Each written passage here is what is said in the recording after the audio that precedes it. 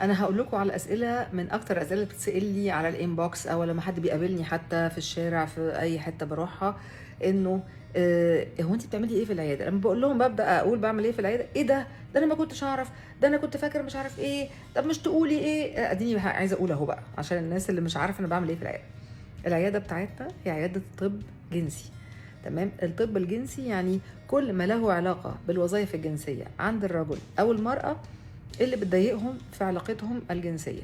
بما ان العلاقة الجنسية نفسها هي اللب بتاع العلاقة الزواجية، فبالتالي عندنا برضو المسألة المتعلقة بالعلاقة الزوجية، يعني في التعاملات، في عدم التفاهم، في عدم التواصل، أسباب الخلافات.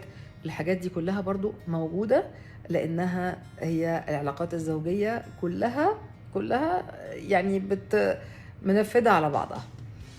من ضمن الحاجات اللي هي بتجيلنا شكاوى كتير منها الضعف الجنسي عند الرجال. النهارده انا هتكلم عليها يعني في سرعه شديده جدا، في عجاله.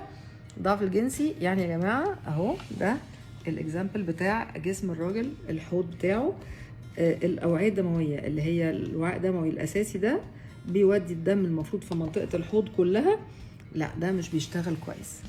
تفاصيل بقى في فيديوهات قادمه ان شاء الله، ونقول بنعالجها ازاي.